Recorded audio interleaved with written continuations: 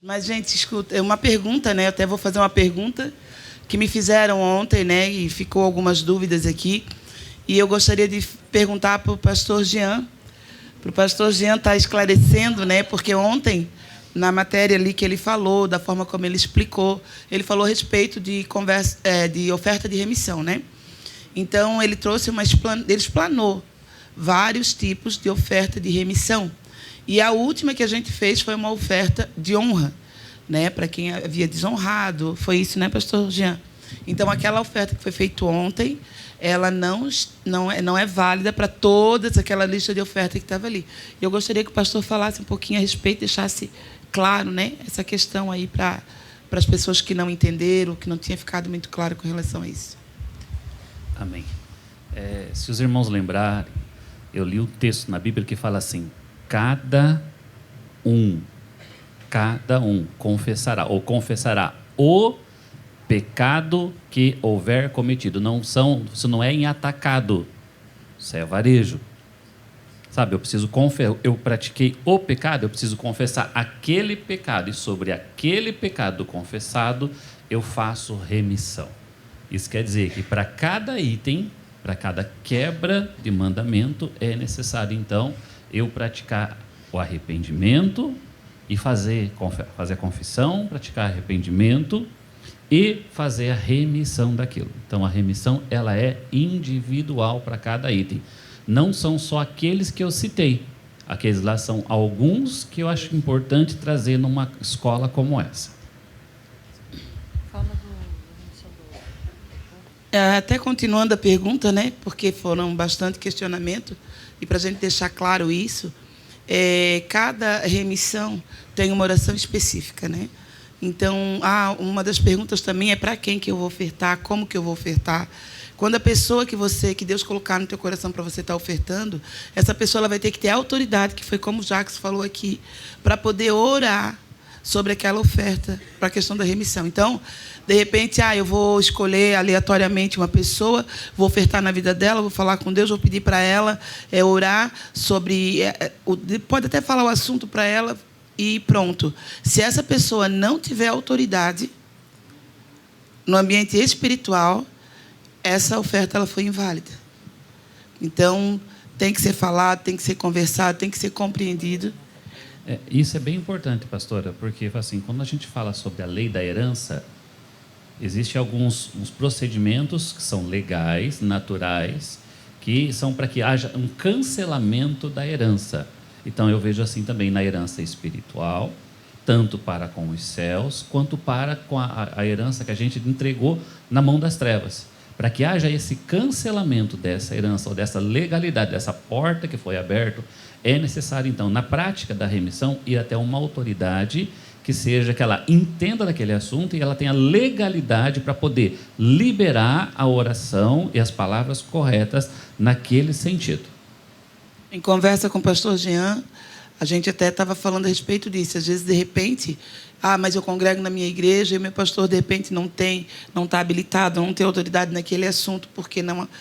Então, converse com uma outra pessoa, né? Ou fale com o teu pastor, instrua. Isso tem que ser feito realmente por quem está habilitado a fazer, né? Ou se você é um conselheiro ou um libertador, né? E se deparar com essa situação, também conduz as pessoas da forma correta. Visando, é uma linha muito perigosa e muito fina, porque se trata de oferta. Pastora, tem o outro lado da moeda, até por precaução.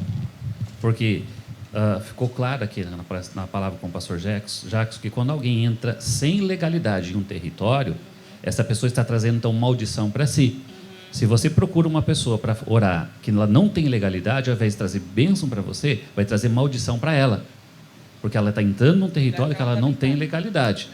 Não pensa só em você, pensa na outra pessoa também. Ficou claro, né, gente? Pastores da paz. Pastor, não te pregando que o senhor pregou longe de mim. Estou aqui bebendo tudo que eu tenho ouvido aqui. Como eu falei de manhã, não tem a ver com confronto de pessoas, é confronto de ideias, né? E eu sei que não é fácil pregar para pastor. Você está no item 1, a gente está no item 10 já. Não é fácil, o microfone tem vários dentes, né? Pregar para pastor tem muito questionamento. Mas Eu quero ler o texto que o senhor leu, Hebreus 10, que diz assim: e acrescentou o 17: dos seus pecados e iniquidades não me lembrarei mais.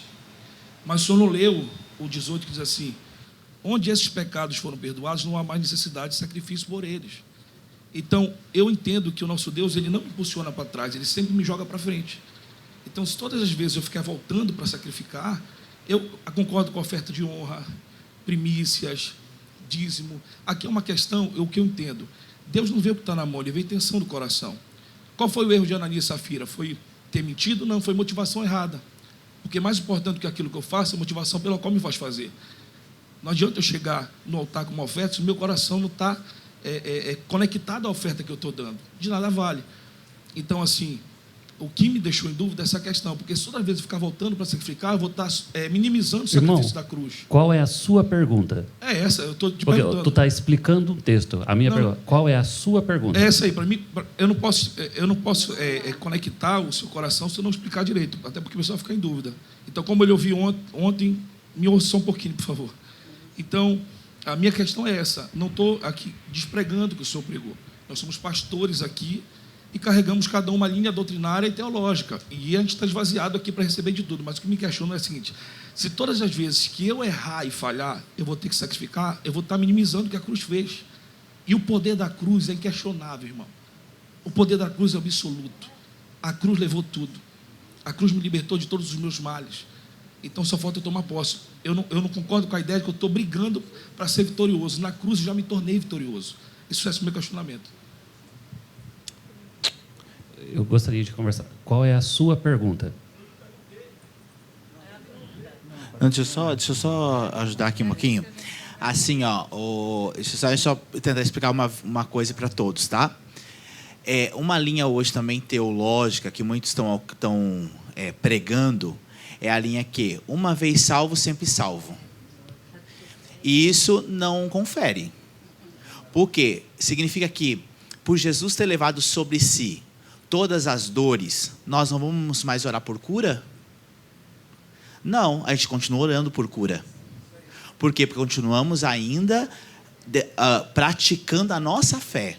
Quando lê esse versículo em si, você tem que entender uma coisa. Todos nós temos que entender uma coisa. Que nós estamos hoje caminhando sobre o processo de aperfeiçoamento.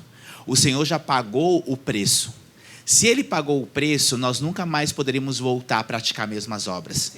Porque Ele já praticou, Ele já pagou. Se nós estivermos apontados para a cruz, nós nunca mais vamos voltar a errar. Por que voltamos a errar e não queremos sacrificar de novo?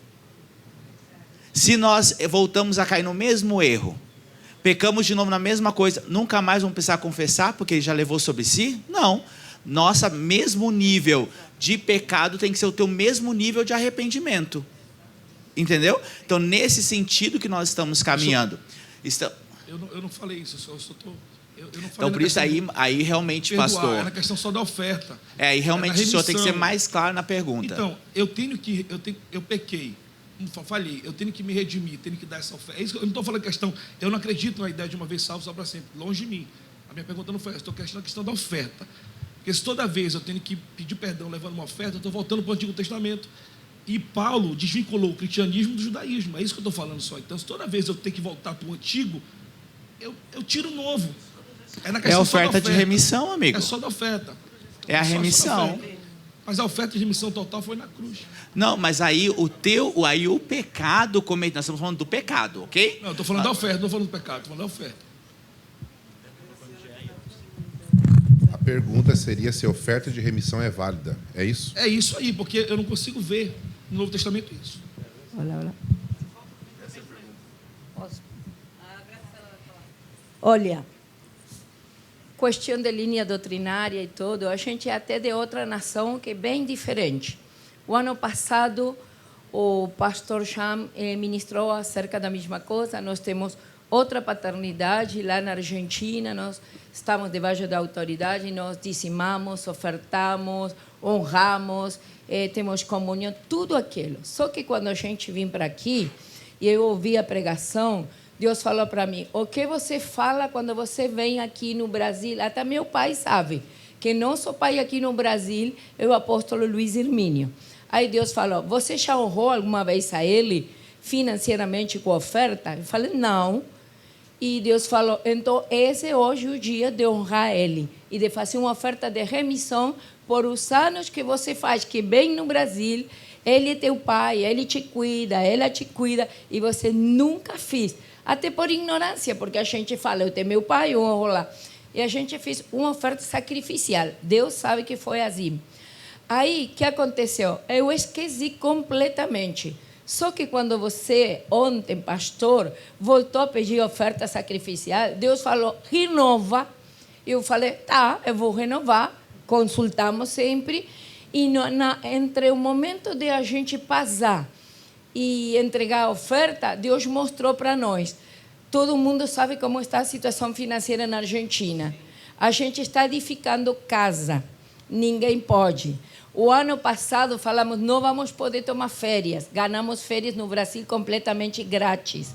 Era impossível trocar do carro.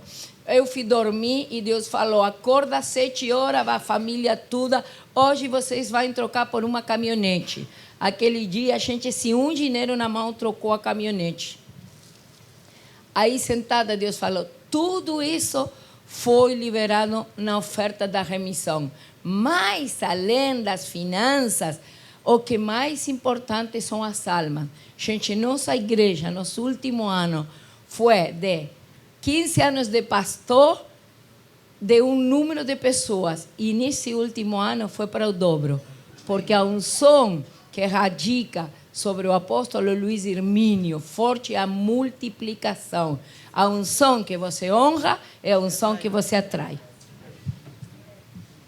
Então, os resultados foram maravilhosos em Deus. Só respondendo direto lá, assim, toda quebra de princípio, ela vai exigir um sacrifício.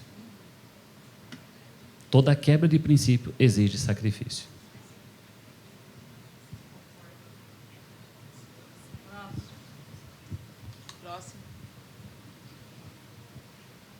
A paz, meus amados. A minha pergunta é, por que só tem uma por ano? Da casa do oleiro. Porque 2 vezes não dá conta. Tem misericórdia de nós, macho. Faz isso não, guri.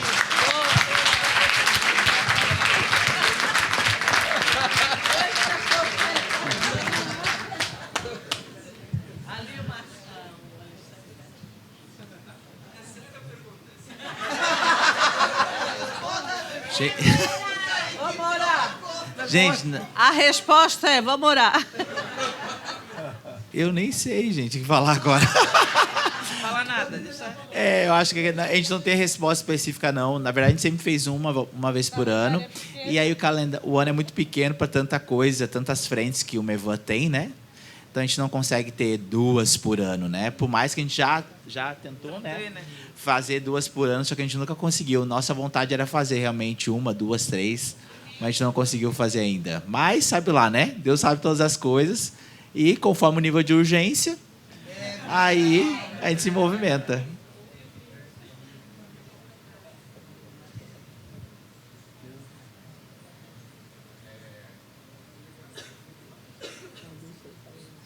Oi?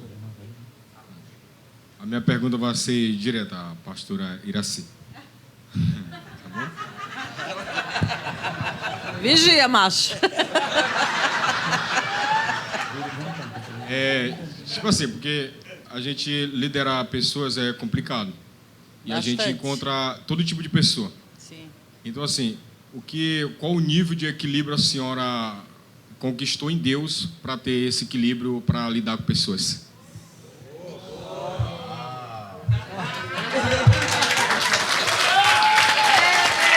Ela fala sem pregar, eu tô falando. Só isso, morrer todo dia. Pedir muita graça e sabedoria para o Senhor para te poder ajudar outras pessoas. Aquilo que Deus fez, você retribui. Amém? Paz do Senhor a todos. Pastor Jean, oferta de remissão é para todo tipo de pecado ou pecado na área financeira?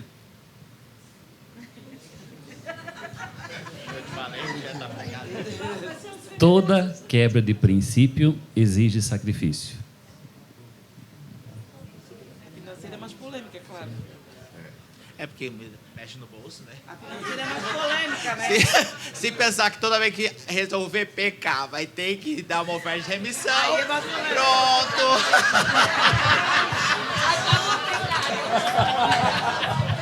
Acabou! Pronto! É principado Emerson, direto, mamão, é um é que principado, nesse né? caso, a linguagem que o céu usa para nos explicar a nossa história é finanças. Quando Deus fala sobre amor, qual é o princípio de amor na Bíblia? Porque Deus amou, Ele deu. Amém. Quando Ele fala sobre casamento, quando Ele fala sobre perdão, qual é a parábola? Tinha um homem que tinha uma dívida muito grande e não conseguia pagar. Então ele vai até o rei e pede para ser perdoado. Quer dizer, a linguagem de amor que nós mais compreendemos é finanças. É que essa área, dinheiro, né? Vamos dizer, ela é muito polêmica, tem muita dificuldade de muitas igrejas traduzir isso, conversar, explicar, fazer oferta, dízimo. Como aquela moça falou de manhã, né? Pastor é ladrão, pastor é isso, pastor é aquilo. Então, sempre foi muito polêmico esse assunto, né? E o pastor Jean é uma graça que Deus deu para ele explicar essa área toda da finança. Então, é bem difícil. E pessoas que são presas a isso ainda, então é mais complicado, né? Então, é difícil, mas é como ele falou, para cada assunto tem um valor, né? No caso, nós, Mevan, a minha casa, isso nunca foi tabu, isso nunca foi peso. Por quê? Porque a gente sempre foi leve nisso, de dar. Meu marido sempre explica, né? Acho que todos aqui já ouviram. E o primeiro, nós sempre tivemos junto para doar, para abençoar. Meu marido, se tem dinheiro no bolso, não é dele, porque ele abençoa. Então, ele sempre foi muito aberto. Então, isso, para a gente, falar sobre isso, é com leveza. A gente nem se dá o luxo, vamos dizer, de discutir, ou de perguntar, ou de ter dúvida. Porque foi muito... Se está na Bíblia, a gente faz. Pronto. Mas eu acho assim que... Queria pontuar uma questão a respeito, às vezes, até da preocupação de muitos, né? Quando ouve uma palavra dessa, fico procurando agora o que eu tenho que... Sabe? E a palavra, a gente precisa entender que a gente está num ambiente de graça. A palavra, ela vem para iluminar o meu interior. É como a profeta falou da oferta de honra com o apóstolo. O Espírito de Deus comunicou a ela que ela vinha para o Brasil e nunca tinha honrado. Então, assim, permita que o Espírito de Deus comunique no teu interior. Porque se tu ficar caçando demônio, tu vai achar. Então, assim, a palavra de Deus, ela vem para iluminar o meu interior. Se eu ficar procurando agora, eu vou ficar aqui assim, mais uma semana encontrando um monte de coisa. Então, assim, a palavra de Deus, ela vem, ilumina o meu interior e testifica daquilo que o Senhor quer que eu conserte, daquilo que o Senhor quer que eu me alinhe, daquilo que o Senhor quer que eu me posicione. Então, se a gente começar agora... o que eu quero dizer é que a gente não pode receber uma palavra dessa e colocar um peso sobre a gente. Um peso. A gente precisa entender que é uma linha também muito fina. Então, a gente tem que entender que a gente está num ambiente de graça. Em nenhum momento o pastor Jean veio aqui trazer um peso sobre você. Então, a gente está aqui para entender que a palavra precisa iluminar o meu interior. E quando eu sou conduzido pelo Espírito de Deus, eu sou convencido por Ele. Uma coisa só também, gente, que é bom nós... quando o pastor Jean, uma vez a gente sentando, conversou sobre esse tema, né, de nós trazer ele para a grade da escola, foi muito pontual quando a gente trouxe. Por quê? Porque na igreja brasileira, são muitos poucos que sobem para a plataforma para ensinar esse evangelho libertador na vida financeira. É muito raso. O ensinamento tem que ser muito... Porque se o povo hoje, brasileiro, que caminha no evangelho, entrar no nível de libertação financeira, as riquezas vão correr atrás da igreja. Cada um trazer luz na sua mente. E nós aqui ensinamos o nosso povo sobre a verdade sobre a vida financeira, o povo vai sair debaixo do engano. Então, hoje, o dinheiro é um Deus, é um principado, a gente não pode negar isso. Então, quanto mais a gente trazer luz e tocar no natural e nos confrontar, mais a gente vai resistir, porque é algo que realmente vai mexer com a gente, vai mexer muito. Então, aqui, como o pastor Ismael, com muito sucesso, fala isso, é para ser suave, gente. Nenhum assunto aqui foi para gerar em você um peso. Muito pelo contrário, todos os professores vieram muito gabaritados na palavra, para ensinar você a partir da palavra. A palavra diz, não tem como nós anular nada, e cada um analise-se a si mesmo, né? Essa é a verdade. Deixa eu só... Eu pedi o microfone, eu estou como aluno agora, amém? Mas é algo que eu quero falar a respeito com todos. Apesar de a gente ter um pai e uma mãe que nos ensinam, que nos liberam, que nos ensinam esses princípios que para nós é leve, tem coisas que quando nos é colocado na mente causa em nós muitos questionamentos. Na primeira vez que eu vi o pastor Jean nessa escola ministrar essa finança, eu me lembro que eu olhei para trás e falei assim para o pastor Iraci, eu estou perdida. Verdade, gente. Por quê? Porque são pensamentos, à luz da palavra, que ele se colocou para estudar e nós não. Então, a minha posição foi, depois que terminou tudo, eu fui até o Jean, não sei se o Jean lembra, eu acho que lembra, eu fui até o Jean e até a Adri, eu pedi para eles porem as mãos sobre a minha cabeça, e o que eu pedi para eles é, Senhor, imparta comigo esse entendimento. Não, eu não consigo ainda ser e praticar como ele pratica, mas eu pedi para que ele impartisse comigo esse entendimento na minha mente. Eu precisava entender isso dentro da minha mente para colocar para o meu coração. E eu falei com ele hoje que desde que eu tomei essa atitude, eu não faço tudo ainda, gente, porque eu não sei, eu acho que é conforme Deus vai trabalhando na vida da gente e alinhando. Mas eu falei para ele, pastor, desde aquele dia, a mudança na igreja é visível, a mudança na vida das pessoas é visível, a mudança no investimento é visível tanto no reino do Espírito quanto no reino natural. Então, assim, eu queria dizer para ti assim, se permita mudar o entendimento da mente. Amém? E isso você não vai sair daqui hoje com tudo que ele falou ontem, praticando, que eu sei que você não vai, mas se deu o direito do entendimento. Amém?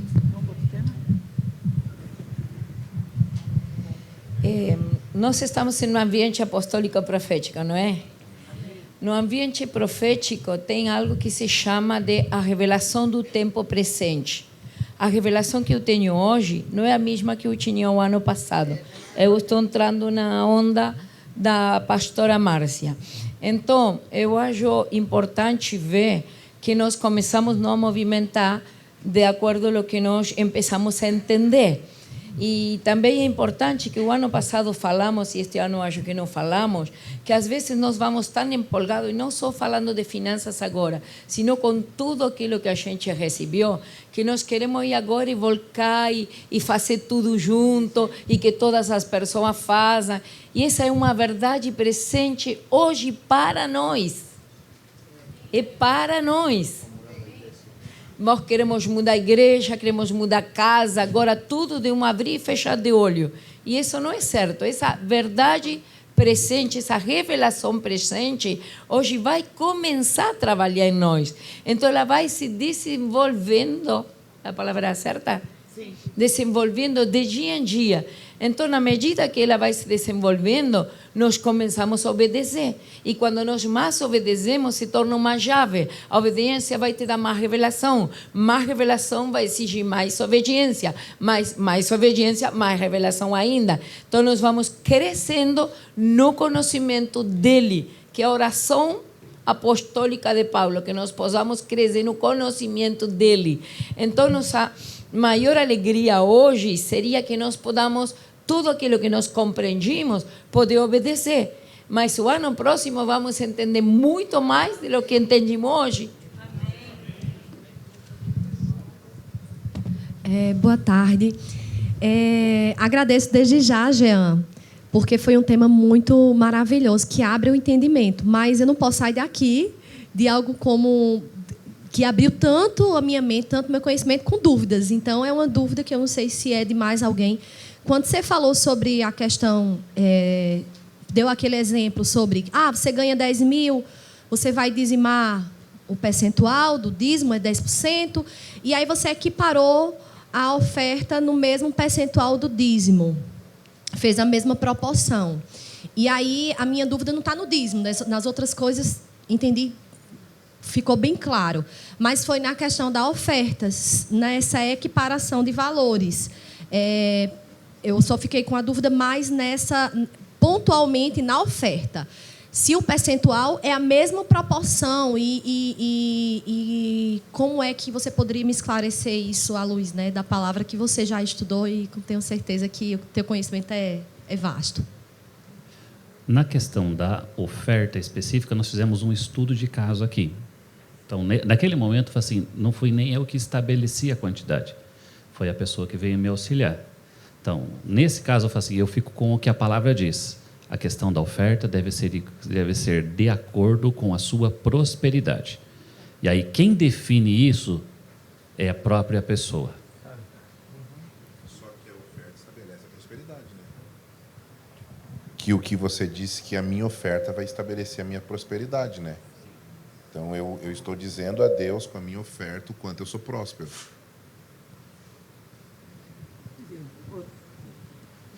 Nessa questão da oferta também, existe algo chamado atos de justiça. Que os atos de justiça são a roupa de linho fino que nos permite entrar nas bodas.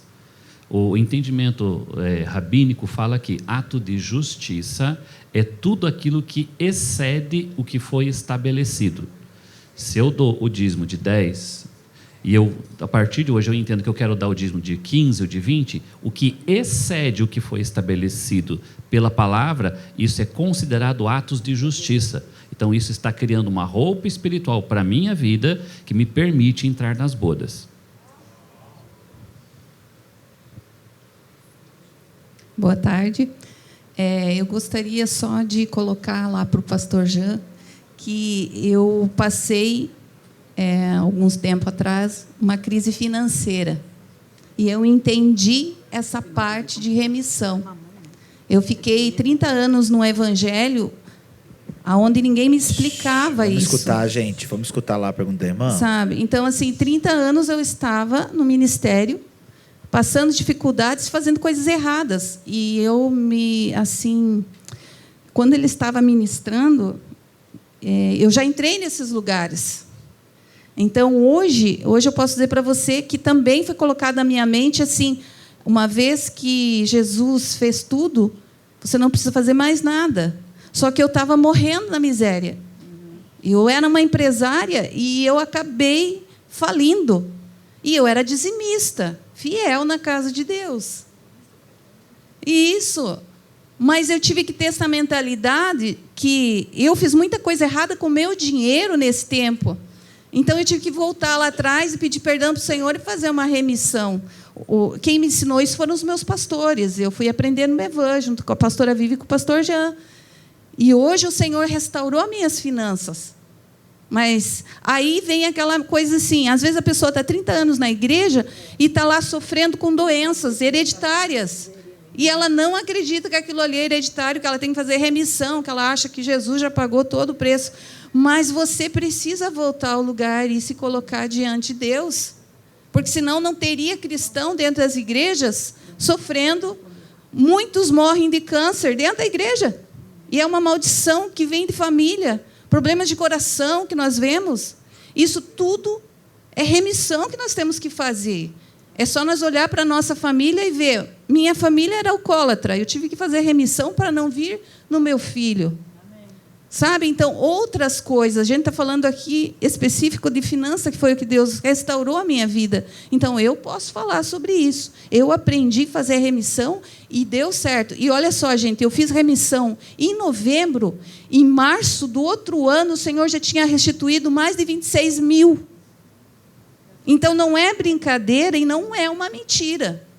É a palavra de Deus se cumprindo. Mas eu precisei reconhecer que o dinheiro que eu usava, que Deus tinha me dado, eu tinha gastado em muitas outras coisas. Eu não tinha ofertado para a viúva, eu não tinha ofertado para o órfão, eu não primiciava os meus pastores. Eu aprendi tudo isso. Quando eu comecei a praticar, Em 3 meses veio 26 mil nas minhas mãos de coisas, de carro, de coisas que vieram. Então, isso é verdade. O que o pastor ontem ministrou aqui, eu já entrei nesse lugar e eu sei que ele está falando a verdade. Amém. Amém? Amém. Amém. Eu posso falar uma coisinha? Tá? Posso? Eu acho que tudo que a gente está falando hoje, a gente viu hoje com os presentes para os amigos. E tomando os princípios que ele falou da palavra, é uma luta entre a carne e o espírito. Porque o que a irmã está falando aí foi um trato de Deus com ela mesma, e eu acho que Deus está tratando com todos nós. Né?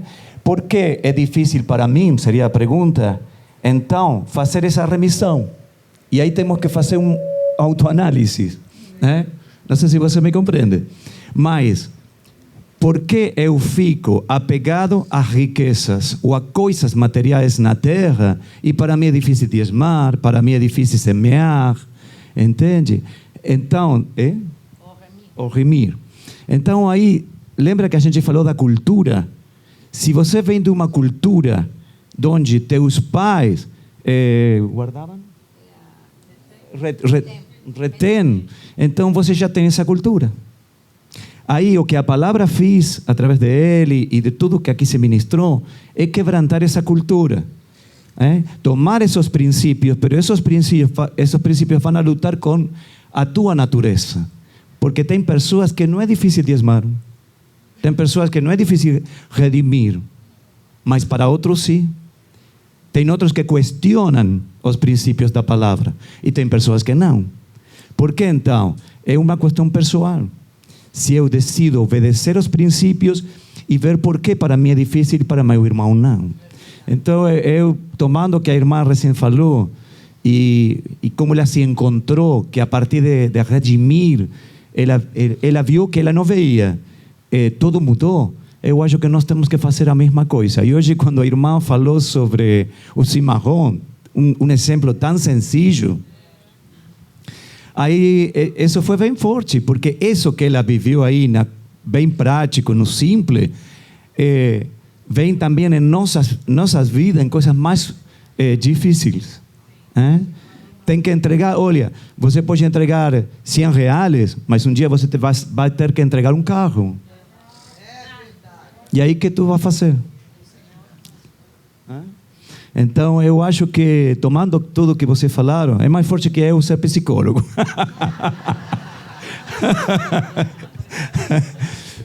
Mas tem que fazer uma mirada hacia dentro, uma introspecção.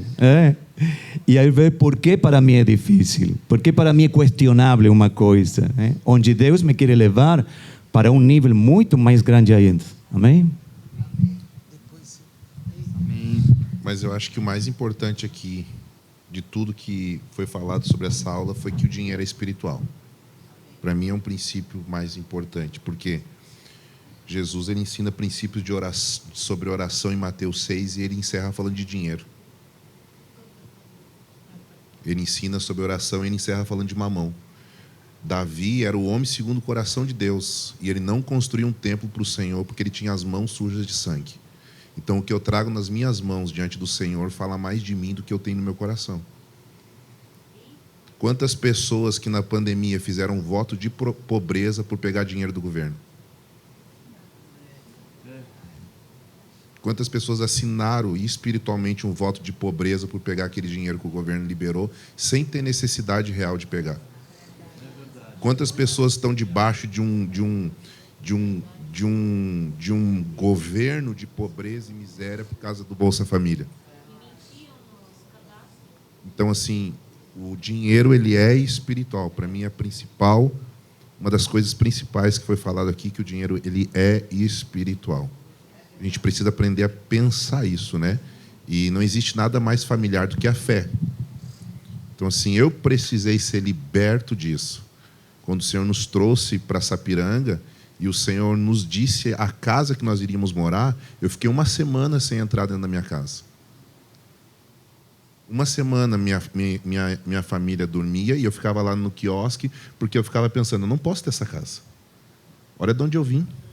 Olha quem eu era. Como é que eu vou ter uma casa dessa? O que as pessoas vão falar? Eu fiquei uma semana rejeitando o que Deus estava me dando por causa de uma mentalidade. Por causa de uma mentalidade.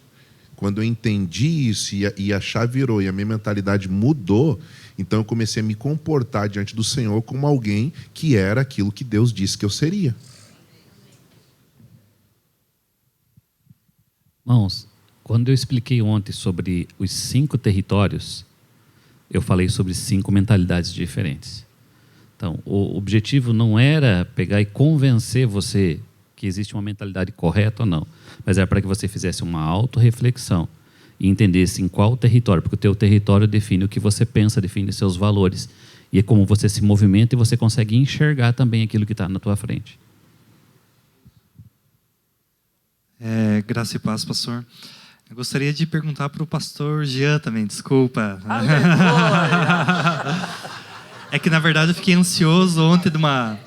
eu creio que é algo que não deu tempo do senhor explanar, e é uma coisa que eu sempre tinha dúvida, porque na instituição ao qual eu fazia parte antigamente, era uma prática frequente sem embasamento, não sem embasamento, eles não sabiam explicar o porquê daquilo, que é sobre primícias. O senhor poderia dar uma pincelada, fazendo um favor, só para a gente poder ter um entendimento, por gentileza? Obrigado.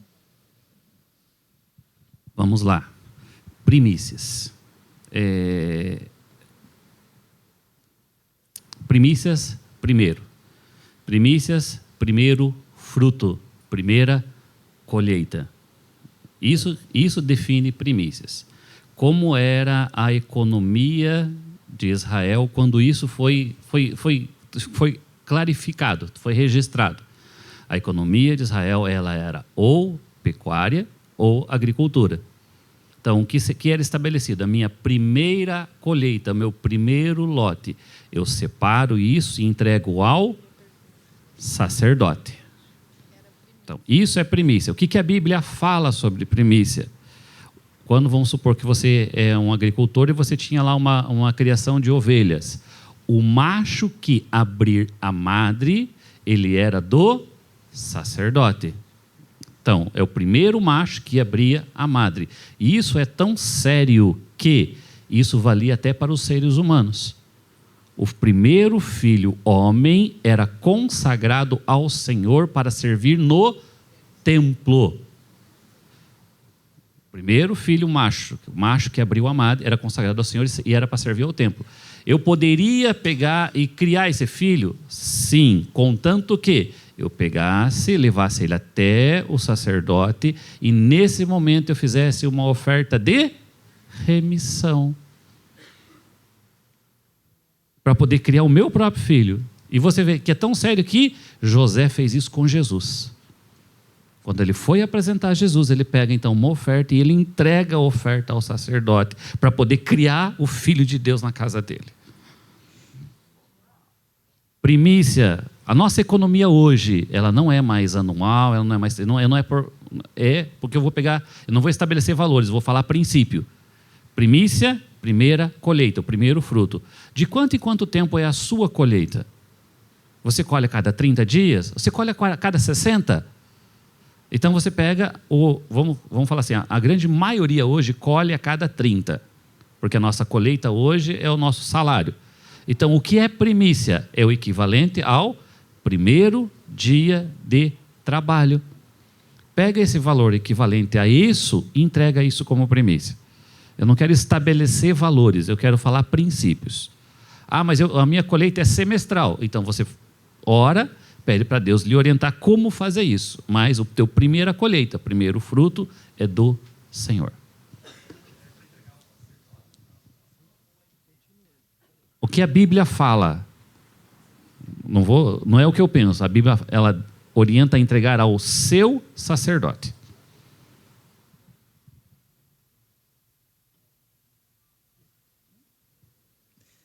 Paz do Senhor.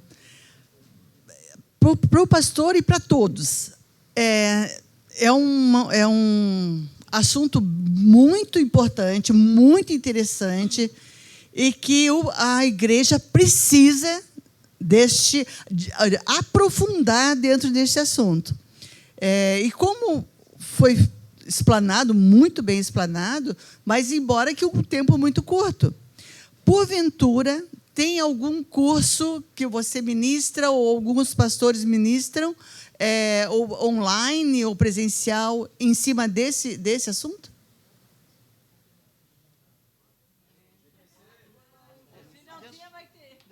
Ótimo. Tá no forno já, irmã. Oh, glória, é de Deus, é de Tá Deus. no forno. Amém, amém. Nós já terminamos uma segunda turma piloto de um curso composto com 10 aulas. E tem também um livro que está no forno, está pronto, quase pronto para ser mandado para edição, que logo, logo vai estar. E também tem alguns seminários que a gente vai, em algumas igrejas, ministra. Então, o seminário, que ele contempla muito mais coisas do que foi ministrado aqui. O próximo seminário é quando e aonde? O próximo seminário é dia 7, 8 e 9 de novembro, lá no estado do Pará.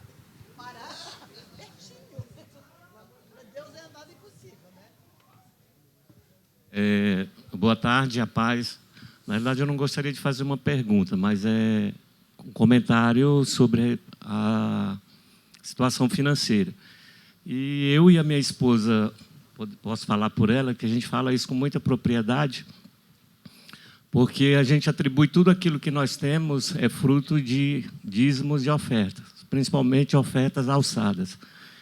E quando foi questionada aí a quantidade, a proporção do dízimo, da oferta em relação ao dízimo, né, eu parto para dois princípios. Primeiro, o exemplo, e depois a liberalidade. Né? A quantidade que você dispõe, ou você decide colocar, se ela não estiver atrelada à liberalidade do seu coração, tanto faz o tanto que você coloca, que ela não vai ter algum valor ou nenhum valor. A gente tomou ofertar na mesma proporção do dízimo por um exemplo de um obreiro, de um pastor, né, que ele era próspero e educa aqueles que querem aderir a isso como uma forma de prosperidade. E a gente tomou isso como exemplo dele, mas colocamos isso apenas, primeiramente, no nosso coração, porque nós não tínhamos condições de dar essa mesma proporção. Mas antes mesmo de nós darmos essa proporção, ela já estava no nosso coração. A liberalidade, ela já estava no nosso coração. Quando alcançamos a oportunidade de ofertar na mesma proporção, nós fazemos isso e fazemos isso com muito amor, com muito liberalidade no reino de Deus.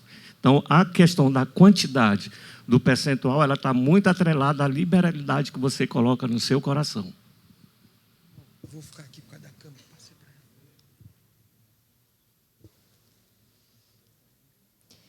Eu quero fazer uma pergunta e também para atrelar da minha pergunta. Eu tive uma experiência no qual eu senti uma direção de Deus de ofertar o meu salário inteiro. Porque eu ouvi um testemunho de alguém.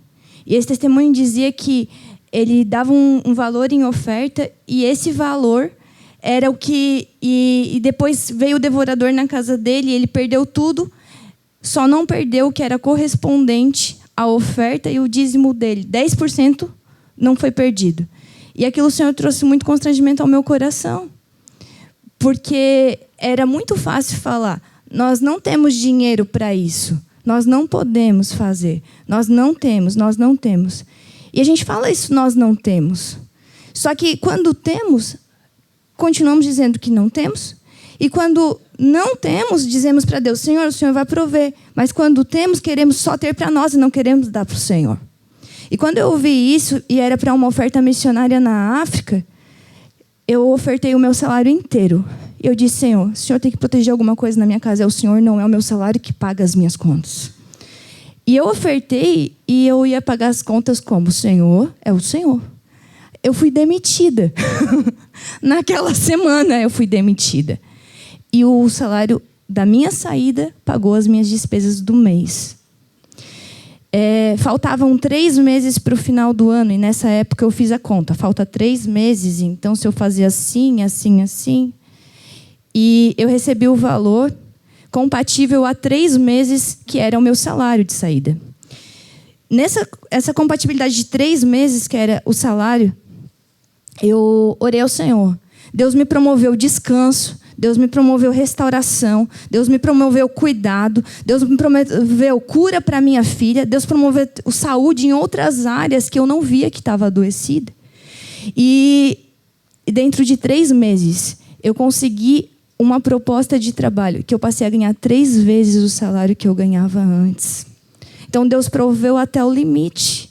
E aquele limite, quando abriu para um novo ciclo.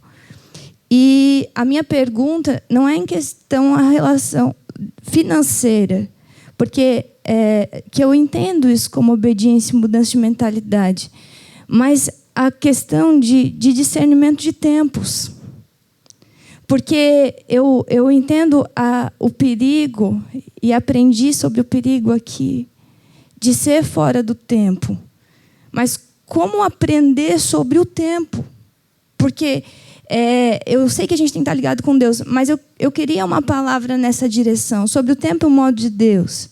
E uma coisa que me chamou muita atenção foi o sumário da apostila. Gente, eu risquei tudo sumário, porque vocês colocaram devocional, oração, paternidade, iniquidade.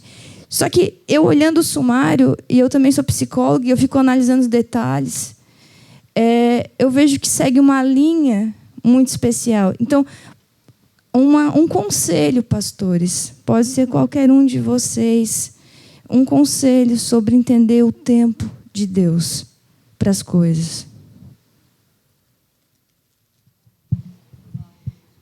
Eu acho que todas as coisas têm seu tempo, mas Deus está levantando uma unção sobre os escolhidos. E a unção de conhecer os tempos, as temporadas, os âmbitos, as movimentações dos céus aqui na terra. Essa unção é a unção da tribo de Issacar. E Deus está liberando sobre algumas pessoas. Então, nós precisamos orar para nos receber. A tribo de Issacar, ela ficava lá em cima e se conecta com algo que Deus estava colocando para compartilhar meu coração. Se conecta de estar lá em cima e tem uma visão conectada bem perto do céu, do coração de Deus, e aquela sabedoria que era prominente na tribo de Issacar, dava um conhecimento de tempo de guerra, tempo de paz, tempo de semeadura, tempo de recolher, tempo de se mover, tempo de não se mover. Então, a igreja profética apostólica tem que recuperar a unção da tribo de Issacar, que ser conhecedores dos tempos. Tem que ter a revelação de lo que está acontecendo nos céus e o Deus quer manifestar aqui na terra. Eu vi com a fala, mas vou conectar com isso aqui, que nós estamos em meio de uma guerra espiritual muito grande, muito estratégica, porque o espírito do anticristo já foi liberado. E a única coisa que está retendo ele neste tempo é a igreja do Senhor. Então nós estamos em meio de uma guerra espiritual forte. E aqui na escola, na aula, foi bem forte. E hoje eu sinto assim, os profetas sentimos no corpo. A guerra está sendo contra Mamon.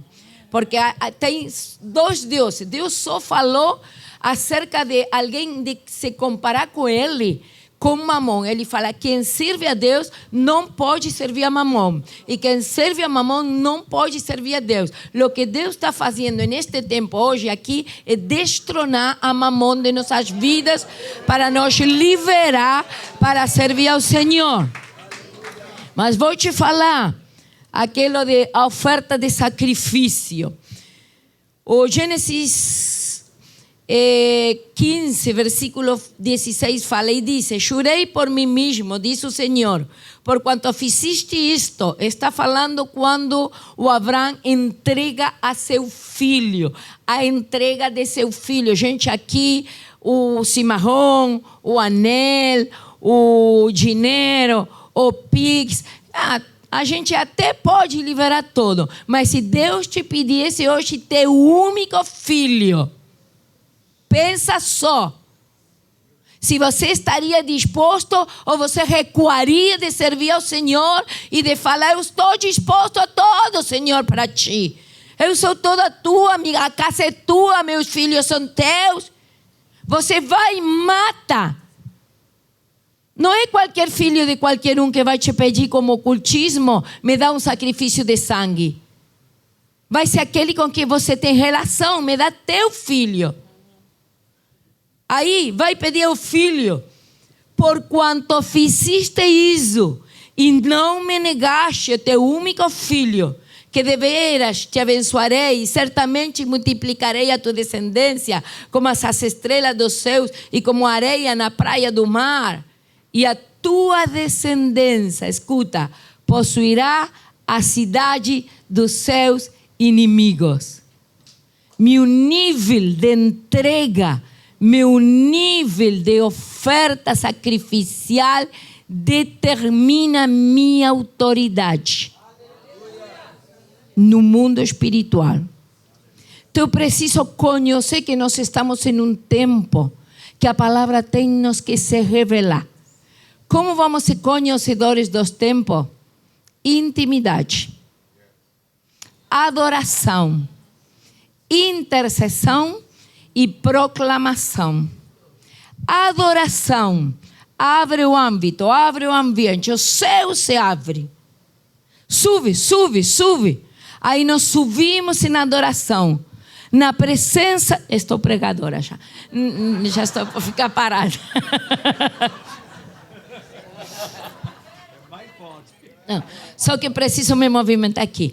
Então, quando nós subimos na adoração, nós deixamos os ambientes naturais, os tempos naturais, a hora do relógio cronológico natural e nos conectamos na eternidade. E quando eu posso subir e ficar perante do trono do Senhor, porque a adoração é a única coisa que vai me levar diante do trono. Verdadeiros adoradores, eu estou procurando que adorem em espírito e em verdade. Quando eu fico perante do trono do Senhor, eu já perdi a noção do dia. Você não vê que quando começou a adorar, perdi a noção da hora? Você esqueceu aluguel, filho, casa. Você já está conectado com o céu. Saiu do tempo. Entrou nos tempos de Deus. Quando você entrou nos tempos de Deus, você começa a ouvir. Eu subi. Sube, sube, sube. E ouvi uma voz como de trombeta. Outros falam, eu ouvi uma voz como de chofar. É a voz de Deus. Você vai começar conectado, fora do tempo natural, a ouvir a voz de Deus. Eu vou te mostrar as coisas que vão acontecer depois destas. Então, quando eu consigo entrar em um ambiente de adoração glorioso, como tivemos aqui cada dia, nos conectamos a céu. Eu começo a ouvir a voz de Deus e Deus vai me falar, se move, não se move, se cruza a fronteira, não cruza, entrega a oferta, não é a hora, é a pessoa que você precisa honrar, não, essa não é, porque você já está conectado com a eternidade. Então aquele ato de obediência começa a levantar uma intercessão, porque intercessão não é só orar, intercessão é me dar, me entregar completamente. Então a adoração, ouvir a voz de Deus, é interceder e fazer o que Deus me mandou, entrar na eternidade e me movimentar nos tempos. Às vezes parece difícil, mas quando é uma prática nas nossas vidas, nós entramos na eternidade. Hoje eu tinha uma coisa para dizer, vou falar publicamente. A pastora falou, é aqui a Esther, será Deus que fala. Quando você começa a amadurecer no profético, vai ter hora que você não é mais. Porque há uma mescla, deixa falar, não quero parecer grosseira. É como num momento que a gente está tendo intimidade. Fala, e você e seu marido serão só um. Quando você tem intimidade com Deus, você não é mais você. E nessa hora você se torna um com Ele. Então você entende tudo o que Ele entende, você vê o que Ele vê, você escuta o que Ele escuta. Você deixa de ser você. Você começa a ser Ele. E Ele começa a se manifestar através de ti. Ai, quantas pessoas eu joguei fora, quantos caíram, que bem que preguei. Isso acabou, gente. Porque você sabe que não é mais você, é Ele. Na eternidade você sabe que você só é uma luva. Mas nós precisamos entender. Por isso, mais uma vez, abre nosso entendimento, abre os olhos espirituais. Começa-nos a mostrar o que você vê. Jesus falou, tudo o que eu vejo é meu Pai. Isso eu faço aqui na terra. Eu vejo Ele no céu, eu faço na terra. Você pode, claro que pode. Porque você se torna um com Ele. Como vamos conhecer os tempos? Quanto mais intimidade, quanto mais adoração, quanto mais intercessão. Agora você não é afetado pelo ambiente. Eu vou afetar o ambiente. Eu não vou esperar a glória cair. Eu carrego a glória. Eu não vou esperar alguém ungido me tocar. Glória a Deus, amo orar, choro com tudo. Mas eu sei que eu carrego a unção. A unção do Senhor já está em vocês. Então a igreja tem que ter aquele entendimento. Porque, me perdoa, gente, mas a igreja, que nós somos igreja, não? A igreja ainda se move no natural. Tempo natural, leis naturais, princípios naturais. Por isso temos tanta dificuldade de nos conectar com os princípios espirituais. Então, o que Deus está fazendo aqui, se lembra o primeiro dia eu falei, está nos amassando. Está destruindo tudo o que por anos ficou em nós. Para que agora nós podamos ser transformados de glória em glória para manifestar o homem espiritual que já está dentro de nós. Você não vai ter a mente de Cristo quando você é pego pelo Senhor. Você já tem a mente de Cristo. Ai, vou ter poder quando alguém me libere e me ora. As coisas que eu fiz, vocês farão aún maiores, porque vocês acreditam em mim. Tudo o que você precisa já está adentro de ti. Não é de fora, é de dentro para fora. Como vamos conhecer os tempos? Conheceremos a Deus e prosseguiremos no conhecimento e vamos conhecer todas as coisas, porque todas as coisas estão em Ele. Aleluia.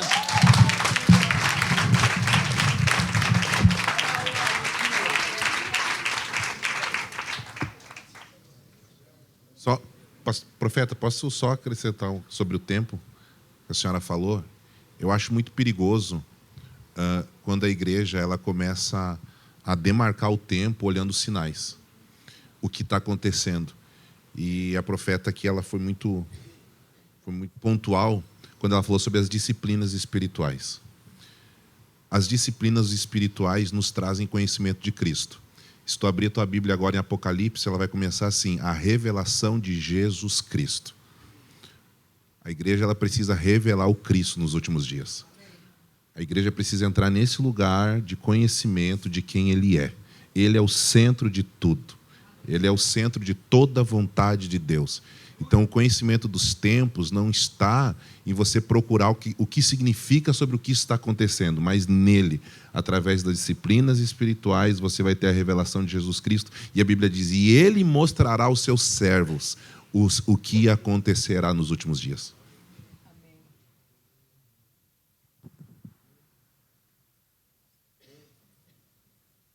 Graças e paz. Oi, amigos. Pessoal, só pegando uma carona aí, o pastor Isser gosta. Só pegando uma carona nisso que os pastores estão falando. Em 1 Coríntios 2,14, nós conhecemos o texto, fala, ora, o homem natural não compreende as coisas do Espírito de Deus, pois parecem loucura. Então, realmente, esses assuntos que deixam aí a ciência, a psicologia se debatendo e caindo, né? Porque realmente é loucura. Mas eu quero contar aqui uma experiência própria, que fala mais do resultado do que a parte para explicar a tua situação. Em São Paulo, quando eu morava em São Paulo, eu ainda jovem, criança, eu cuidava de carro na frente de um supermercado. E ali eu comecei a fazer pequenos furtos nesse supermercado. Coisa de criança, chocolate, e eu tinha vamos dizer assim, um desejo louco de comer aquele queijo, que é tudo em bolinha, sabe aquele queijo? Um amigo meu me ensinou e a gente ia lá e pegava esse queijo, colocava na cintura, nós roubávamos esse queijo. Tudo bem, passou-se um tempo, eu fui embora, eu fui para Campo Grande, lá eu me converti, coisa e tal. E eu sempre sofria algumas falências e roubo nas minhas finanças, sempre quando mexia com uma parte de empresa, sempre ganhei muito bem no meu trabalho, coisa e tal, mas sempre sofria com isso. E aí eu tive um entendimento que Satanás encontrava uma legalidade para estar me roubando minhas finanças. O que eu fiz? Juntei toda a minha família, nós fomos para Araçatuba, interior de São Paulo. Eu busquei o dono do mercado, ele já havia morrido, com o filho dele, o dono em Araçatuba. Eu falei com o filho dele, um pouco mais perto, eu acho que está falando aí, é isso? Falei com o filho dele. E eu falei, ó, aos 20 anos eu fiz alguns cursos aqui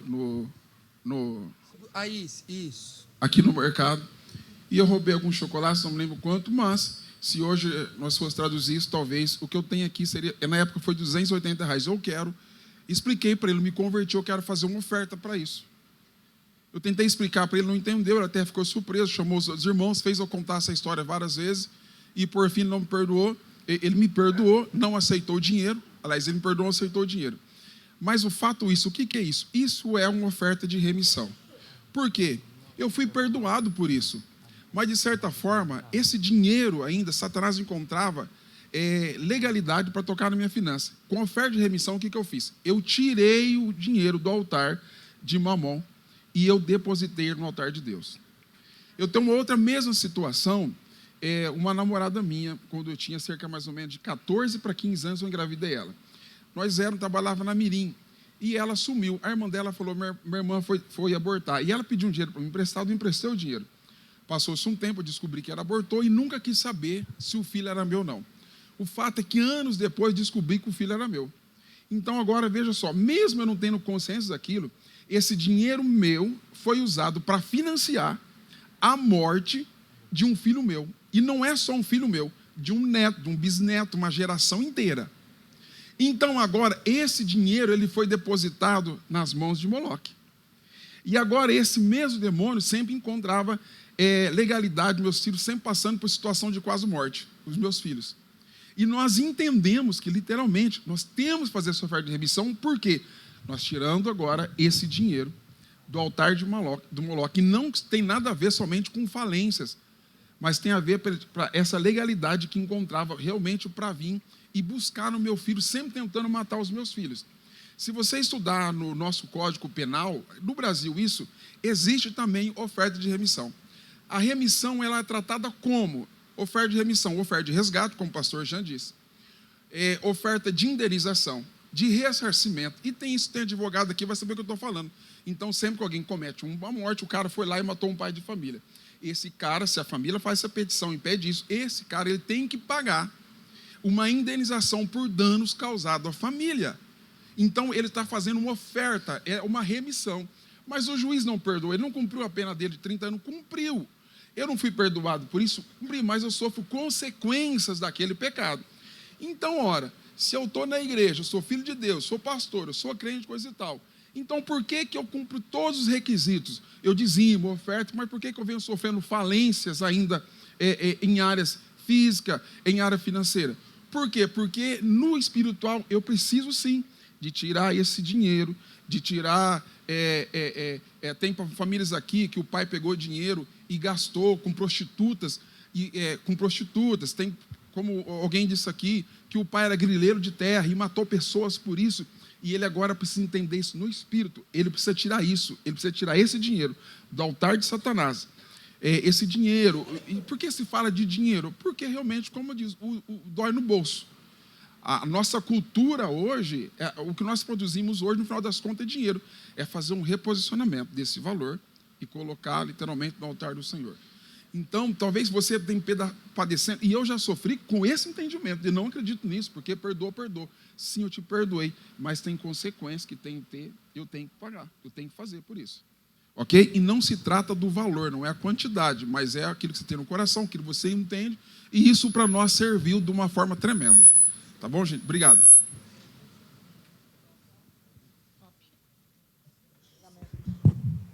Só para complementar ali o que o Luciano... Já estamos encerrando aqui, gente, já está em cima. Ah, não é? Tá, gente.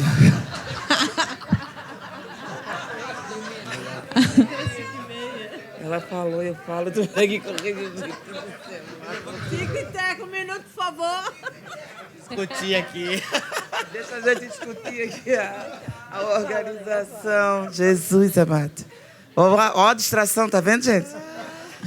Mas complementando ali o que o irmão estava falando, principalmente com relação a essa questão que ele colocou ali do aborto, né? Que ele depois ficou sabendo que era o filho dele e tal. Independente de ser filho ou não. Né? Eu queria contar rapidamente aqui uma situação que a gente também entende dessa forma, e fomos ministrar uma pessoa. Era uma mulher que foi criada na igreja, tinha uma vida normal, dentro do padrão, né? Que ela entendia que era normal, não tinha problema nenhum, mas tinha um problema sério na área financeira. E quando a gente estava nesse aconselhamento, ali conversando e orando e buscando em Deus, Senhor, onde é que está isso? Onde é que entrou? Onde é que está essa porta? O Senhor soprou a palavra aborto. E a gente perguntou se tinha acontecido, se ela tinha cometido, se tinha passado, se tinha na família. E o tempo todo ela dizia que não, mas aquilo vinha forte, a palavra aborto. E a gente orou sobre aquilo e pedimos para o Senhor, juntamente com aquela mulher, para que o Senhor mostrasse. E quando a gente estava orando, depois da oração, ela teve uma lembrança, que há muitos anos atrás, sabe, quando ela estava na casa dos pais dela ainda, tinha uma funcionária naquela casa, que ela tinha passado por um estupro. Ela tinha sido estrupada e gerou uma gravidez. E aquela mulher desesperada, aquela moça ali, se compadeceu dela. Na época ela era uma moça, uma jovem, já tinha uma empresa. Ela se compadeceu e ela ajudou ela. Ela pagou, ela financiou. E ela contou essa história. Então, a gente, dentro daquilo que ela tinha falado, ela patrocinou. Um aborto é um assassinato. Né? Não foi dizimado somente uma vida, foi dizimado uma geração. E aquela mulher, ela já era convertida, ela já tinha tudo, ela não tinha esse entendimento, ela não tinha clareza, estava tudo certo na vida dela. Mas sempre ela tinha um ciclo vicioso. Tinha situações que ela via, passava, e naquele momento ela não tinha entendimento nenhum. E aí a gente falou para ela, explicou, porque havia uma voz clamando. Porque o sangue derramado é uma voz que clama. Clama por vingança. A Bíblia fala a respeito disso. O sangue também, no espiritual, ele é uma moeda. Cristo nos comprou com o sangue dele. Então, ali cabe sim uma oferta de remissão. Né? E a oração certa, da forma certa, com quem tem autoridade para poder ministrar sobre isso, para que passe sobre aquele sangue que está clamando, o sangue de Cristo. Né? Para que tire do altar de Moloque, sabe? E te entregue no altar do Senhor. Então, isso é necessário fazer. Então, irmãos, é muito sério isso. É muito sério. Então, às vezes a pessoa não tinha nada a ver, né? Ou era uma namorada, eu não tinha, não era meu, ou era, sabe? A intenção, às vezes até a intenção de querer, de matar, de desejar, isso pode ser tão forte que Satanás já pode se aproveitar daquilo e ter aquilo como uma legalidade. Ele é legalista, ele trabalha com autoridade. Então, esse tema é um tema que abrange muito. Até perguntaram aqui como que fala, a gente instrui vocês. A Casa do Oleiro hoje ela está num outro formato. A gente poderia estar aqui com um salão lá de baixo cheio de pessoas, se abríssemos para todo mundo vir. Mas hoje o entendimento que nossos pastores tiveram de fazer para pastores e líderes. Porque se um discípulo teu vem aqui, você não vem, e ele recebe todas as informações, e você não tem ciência de tudo isso, como que é a volta dele para a tua casa? Como que é a volta dele com tanta clareza, com tanto entendimento, e o líder dele não compreende isso? Se é aqui que nós estamos trabalhando com o líder, a gente está vendo como tem opiniões diferentes, como há uma guerra, como o pastor Alejandro falou aqui, nós estamos destronando Mamon aqui nesse lugar, nessa tarde. Então, há uma guerra, todos são conhecedores da palavra, todos estão nesse ambiente, e há uma resistência muito grande. Por quê? Porque é dinheiro, é o único que ele chama de Senhor. É o único que ele chama de Senhor. É o dinheiro. Então, isso está muito presente na igreja. Está muito presente na igreja. E o Senhor está vindo limpar a noiva dele. Amém? Então, que a gente possa estar sensível àquilo que o Espírito Santo está falando. Pastor Esther. Só direcionando lá, o que o Lucimar contou, que ele entregou a oferta de remissão para a pessoa correta. O que a Bíblia fala? Quando fala assim, confessará o pecado que cometeu a sua culpa, fará plena restituição, segundo a soma total, e lhe acrescentará a quinta parte, e dará contra quem se fez culpado. O próximo versículo. Mas se aquele homem não tiver resgatador, a quem se restitua a culpa, então a culpa que se restituir ao Senhor será do sacerdote, além do carneiro da expiação, pelo qual que por ele se faz a expiação.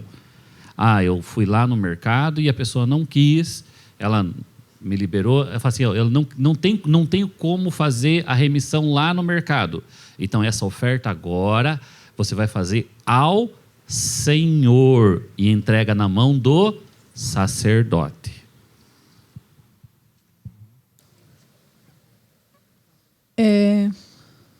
Mudando um pouco de assunto.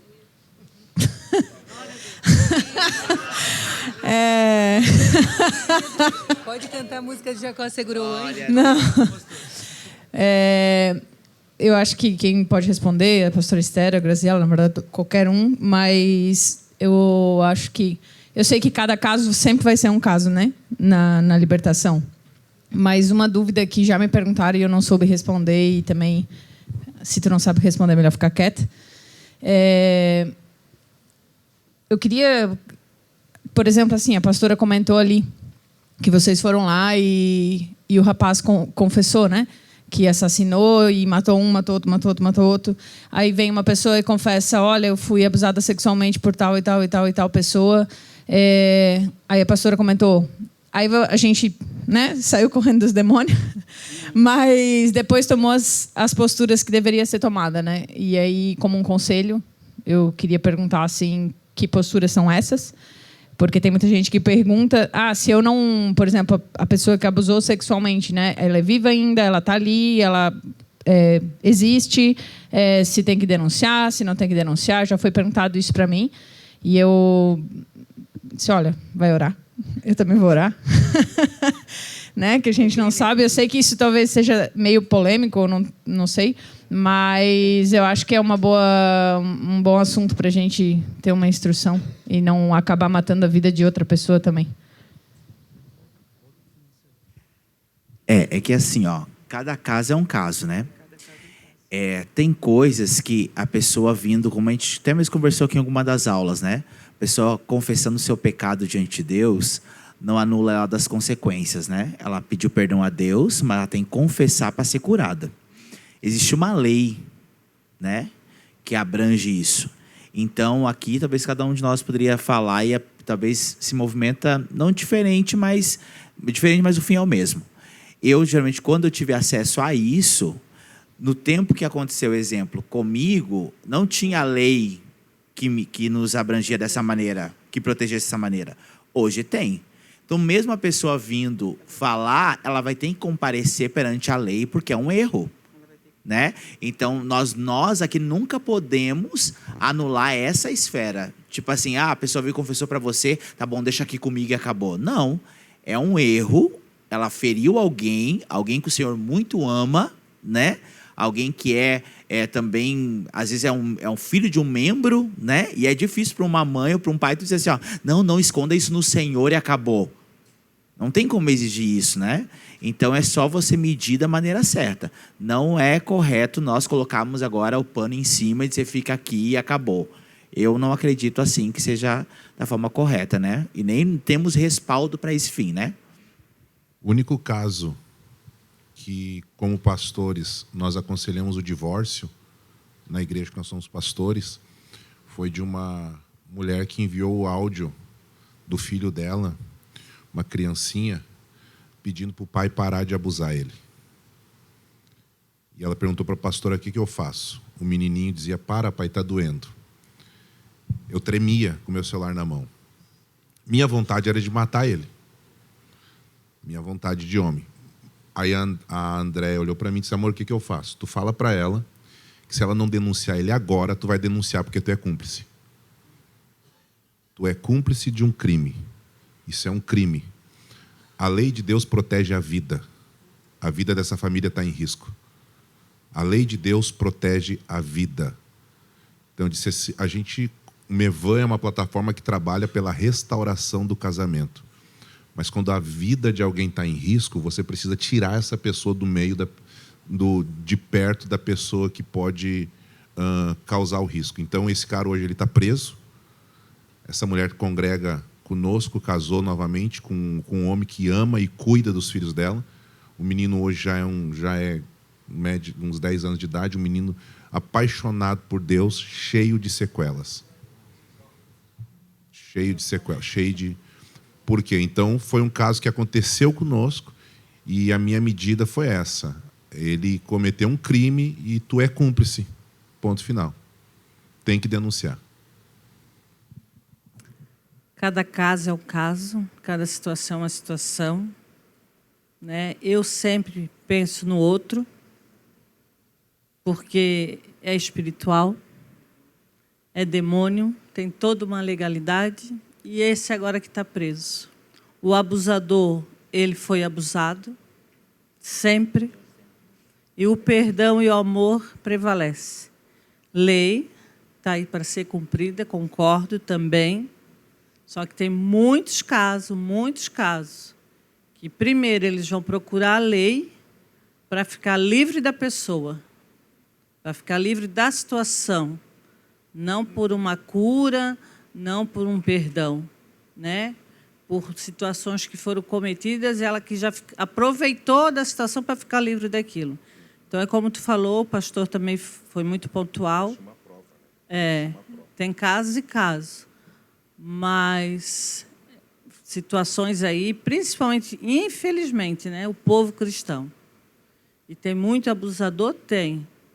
Mas também tem que ter ainda o perdão, a graça e o amor de Deus, porque eu vejo também que é muito demônios espirituais. É muito espiritual. Então, assim, quando separa um casal, os dois foram culpados.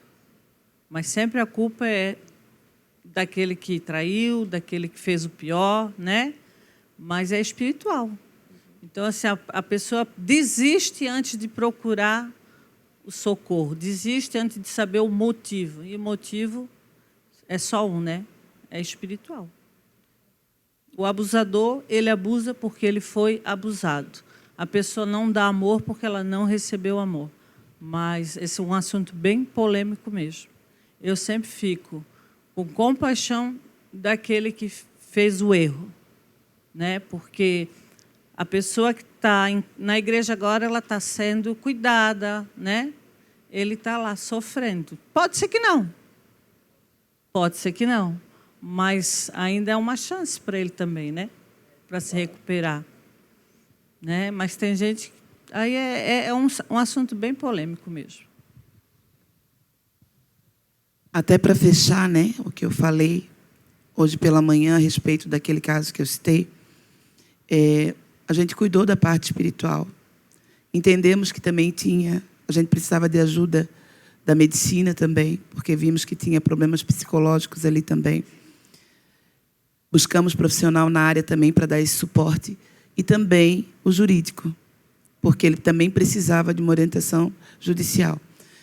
Então, foi feito orientado, quando eu falei que a gente conduziu da forma como teria que ser, assim, porque a gente nunca vai isentar a responsabilidade, né? Então, não estava em Cristo, não sabia, fiz, enfim, isso não justifica, né? O Senhor, ele não nos acusa, ele perdoa a gente, mas a gente é responsável.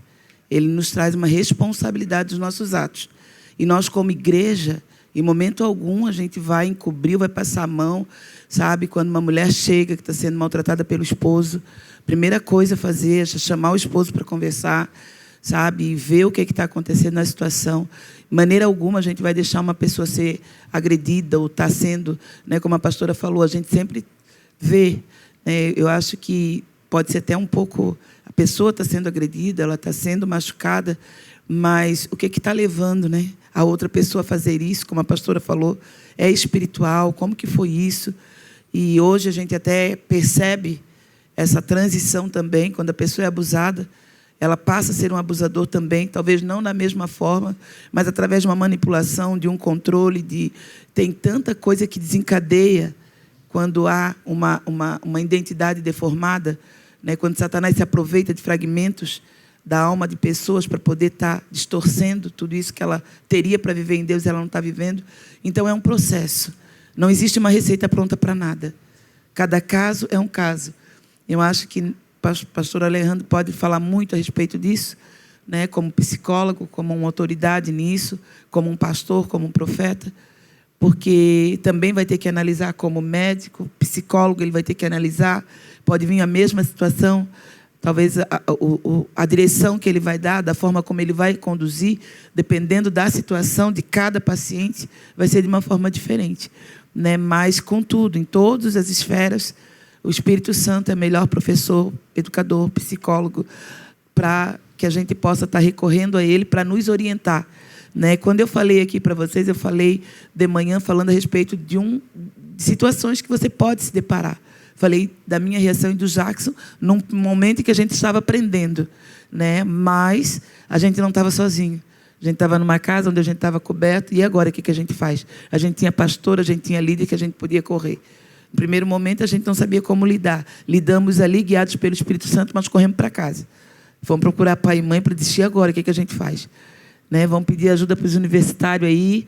Então, entrou advogado, entrou médico, vai ter que se apresentar, vai ter... Então, tudo foi encaminhado, né? Para que essa pessoa tivesse o direito também de defesa, enfim. Então, eu acho que é isso. E uma coisa, a gente nunca pode medir o outro, por isso é que eu falei ali também na hora do aconselhamento, não ter partido próprio. Eu não me identificar com a dor do outro. Porque eu fui abusado, alguém veio e falou para mim que foi abusado, então vamos matar o abusador, né? Vamos matar, vamos sacrificar. Não, não é assim. A gente tem que ter muito cuidado. Se eu não tenho maturidade, ou se eu me deparo com uma realidade que ainda está latente dentro de mim, então eu saio. Pastor, eu não tenho condições de atender. Coloca outra pessoa. Coloca outra pessoa para atender, porque eu não estou preparada para isso. Quando eu tive ali, aquilo me remeteu a algo que foi falado aqui, um cheiro, alguma coisa. Pensei que eu estava curada, não estou. Não consigo lidar com essa situação. Sai de cena. Sai de cena e pede para outra pessoa. Pastora, é muito forte o que ele está falando, porque, olha, ela falou da conselheria. Nós somos pastores, líderes de uma igreja, ok? Aí é muito importante entender que não qualquer pode estar numa conselheria, né? Muitas pessoas falam, eu quero trabalhar na igreja, então eu vou ficar na conselheria, porque eu saí de isto, então agora eu vou ajudar outras pessoas. Mas se você não tem ferramentas, você não vai conseguir. Porque a história de você... Lembra quando a gente falou que de que lugar a gente fala? A gente fala da sua história. E o que a pastora está falando? Aí, se eu fui violentado na minha vida e eu não consegui ser sarado disso... Quando alguém venha e me fale para mim sua história, eu vou tomar partido. Eu vou falar mal contra a situação. Então, não vai ser meu conselho racional e analítico. Vai ser emocional e impulsivo. E nenhuma conselheria pode ser emocional e impulsiva. Tem que ser racional, analítica, basada na palavra de Deus. Que tudo o que nós estamos falando hoje aqui, vocês sabem também. Então, o melhor livro para aconselhar é a palavra. Abre a Bíblia e se você não tem uma resposta em um momento, olha, nós temos que quebrar nosso ego. Que se ela vem e fala para mim um problema, eu tenho que dar uma resposta já. Não. Aí se você não tem uma resposta, por isso na multitude de conselhos, está a sabedoria. Eu gostei muito disto. Porque talvez se eu não sei responder uma coisa, eu vou falar com ele, com a pastora, e depois, quando eu tenho um conceito bem firme, eu posso falar com essa mulher, com esse matrimônio. E eu gostei da pergunta que fiz a minha irmã lá, do Cimarrão, não sei o teu nome, mas ficaste como a irmã do Cimarrão. Já está. Aí, por quê? Porque eu também senti uma coisa. Irmãos, hoje a igreja é um hospital. E nós temos que assumir que é um hospital. Antes, tempos atrás, a gente vinha com problemas. Então aí a gente orava e todo basava a solução em orar e ler a palavra. Hoje, as ferramentas têm que ser mais fortes. Hoje, quando estava escutando que a gente estava aconselhando, falando sobre isto que a irmã apresenta aqui, é verdade o que fala Ismael. O que eu faço? Denuncio ou não denuncio? Lá na Argentina passa a mesma coisa. E se você sabe alguma coisa, você pode ser cúmplice. Para a justiça, ele não importa se você é crente ou não é crente. Você é uma pessoa a mais. Você é um brasileiro a mais. Pode ser apóstolo, profeta. Não. Você é uma pessoa a mais. Você sabe uma coisa que a lei precisa saber também. Então, o que fazemos como igreja? Hoje nós vamos enfrentar com muitas coisas mais fortes que você imagina. Casamentos entre pessoas do mesmo sexo, pessoas que vão vir à igreja e podem denunciar a igreja se eles são rejeitados, casar pessoas com outra condição. E aí o que vamos fazer? Gostei muito da tua pergunta. Nós temos, sabe que lá na Argentina, nós reunimos assim como estamos agora e falamos entre pessoas assim, gente de ministério, e falávamos, nós temos que fazer um concílio de ética, mas aqui estão pastores e líderes, e saber o que falar em determinadas situações. O que temos que fazer ante esta situação, ante esta outra? Eu concordo que cada situação é diferente, mas a igreja tem que ter resposta. A igreja tem que ter resposta. Mas se a resposta não está em ti, então tem que pedir conselhos e depois você dá a resposta. Tá? Mas a igreja não pode falar, é violência familiar. Então a gente não vai fazer nada. Eu não vou meter, eu não vou fazer nada. Não. A gente tem que dar uma resposta. Mas é difícil. Mas na multitude de conselhos está a sabedoria. Boa noite. Pastores, boa noite. A primeira vez que eu participo da Casa de Olheiro, para mim foi muito bom. Fui ministrado, os meus irmãos aqui. Estou voltando para minha casa totalmente diferente. Uma pergunta. A gente sabe que é muito difícil pastores, né, andar junto com outros pastores, por causa de tempo, demanda, e a gente percebe algumas dificuldades.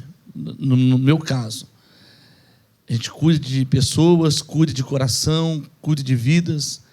Existe uma plataforma aqui no Mevan, onde pode cuidar do pastor. Por exemplo, a gente está indo embora, daqui a um ano eu volto aqui.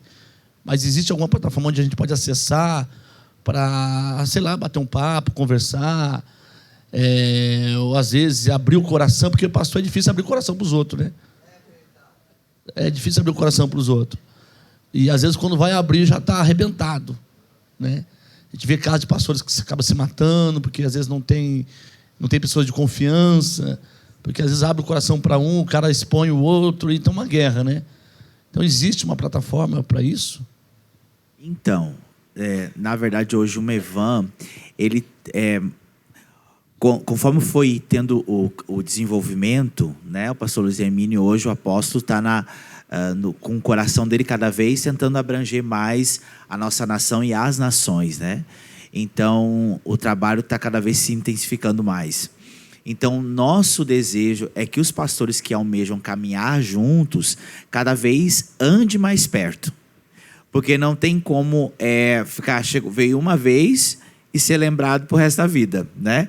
Então, é muita gente, muito contato. Hoje, por exemplo, quase todos aqui são pastores, quase todos estão vindo pela primeira vez, né? Já fizemos amizade também. No próximo evento também tem mais um monte, né? Então, assim, a gente pede para que venha nos eventos apostólicos que a casa desenvolve, nas reuniões que são feitas sempre na sexta antes do café, nas conexão apostólica, nas mesas regionais que também são organizadas para construir níveis de relacionamento. Então, a base como Mevan caminha, que é um dos nossos pilares, é o relacionamento.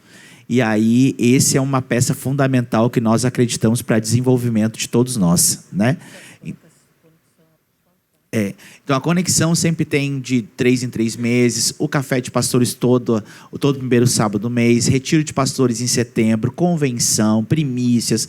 Todos esses eventos são apostolicamente para que os pastores venham estar mais perto. E aí tem toda a equipe do pastor Luiz Hermínio também, espalhada no Brasil inteiro, para tocar os pastores que caminham junto com a plataforma Mevan, né?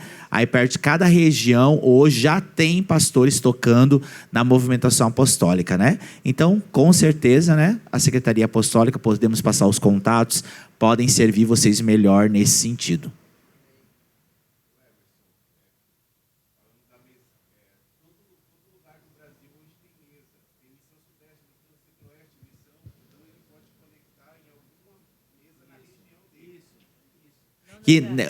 Qual região do senhor, por exemplo, é?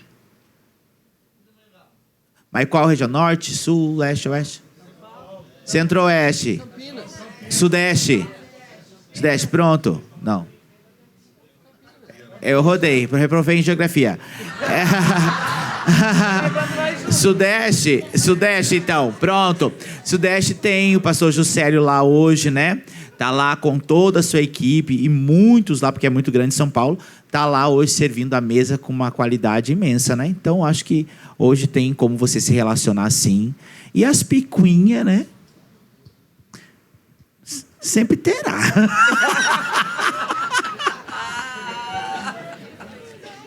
Nós, às vezes, vamos cá com o extintor para apagar, mas sempre terá e até a igreja ser transformada. Pronto. Bora, vamos lá. Ou agora vai ser a penúltima pergunta, tá, gente? Boa noite. De novo, viu? Dúvida. Exemplo. Aconteceu um abuso quando a pessoa é criança. Aí a gente cresce, mas a gente lembra. Aí depois a gente vai até a pessoa, perdoa ela, né? Como é que fica a situação depois de ter perdoado ela, abraçado de novo e ter reconquistado tudo isso e superado isso? Como é que a gente faz? Você quer saber se é possível? Por exemplo, depois já perdoei. Já fui Pronto. lá na pessoa, perdoei ela, abracei de novo e superei aquilo. Como é que eu devo... O que eu devo fazer daqui para frente?